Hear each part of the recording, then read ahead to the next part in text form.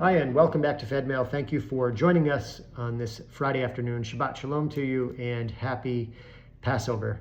And that's a difficult phrase to say this year with the recognition, of course, that there are hostages still held in horrific, deplorable conditions in Gaza. So while we sit down to enjoy a holiday that should bring us joy, celebrating the freedom from bondage that we are recognizing during Passover, we also have this recognition and awareness that there are still so many hostages, so many Jewish lives held in captivity in Gaza. So we'll be remembering them during our Seder, praying for their safe and speedy return, and hopefully seeing them reunited with their families during the holiday. Thank you so much for your support of Jewish life in Central Mass and around the world, especially during these challenging times. I know that many of you have had your eyes on the news this week.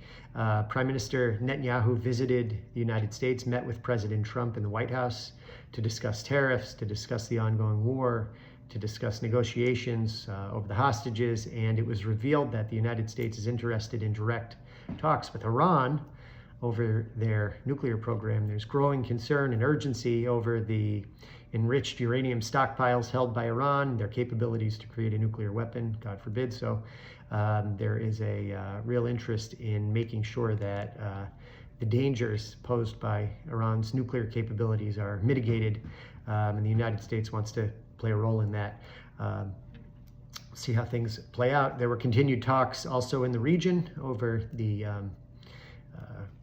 hostage negotiations and ceasefire proposals. We'll see how things play out there as well, and continued demonstrations across Israel related to both the judiciary reform movement or plan and the war. So we'll see again how things go with that.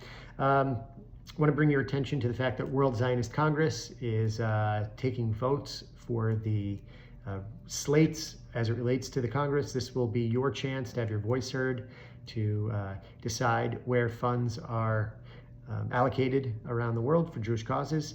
And also make sure to check out this edition of The Star. That's our local Jewish quarterly, coincides with all of the holidays, and our editorial board and the content therein is just terrific. So thank you to those who make this happen on a quarterly basis, and it's fantastic that we're able to do that. I also want to make sure that you have on your calendar that we have a few upcoming events. Mamuna will take place at the end of Passover on the 22nd. That's this month on the 22nd at the JCC. The documentary, October 8 on the 23rd.